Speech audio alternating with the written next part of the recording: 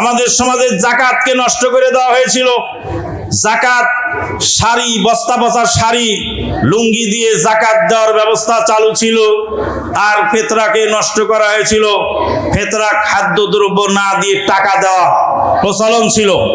টাকার পক্ষে কত দলিল আর কত যুক্তি যে দিচ্ছে কত কত মৌলবী, যে টাকা দিলে অনেক উপকার, টাকা দিলে যদি উপকার হয় তো মানলাম তো আমি তোমার কথা, কিন্তু যখন জাকাতের টাকার পরিবর্তে শাড়ি লুঙ্গি দিয়ে জাকাত দেয় তখন বাধা দাও না। খালি এত চাইল নিয়ে খাবে কি, তারপরে বাকি বাজার করবে কোন টাকা দিয়ে? আরে বেটা, টাকা দিয়ে বাজার করবে, জাকাতের টাকা দিয়ে বাজার করবে, আর ফিতরার চাউল দিয়ে ভাত রান্না করে খাবে। কেন? রাসূলুল্লাহ সাল্লাল্লাহু আলাইহি ওয়াসাল্লাম তু'মাতুল লিল মাসাকিন, মুসকিনদের খাবার। তাহলে খাদ্য দেওয়ার কথা ছিল ফিতরা, খাদ্য না দিয়ে দিল কি?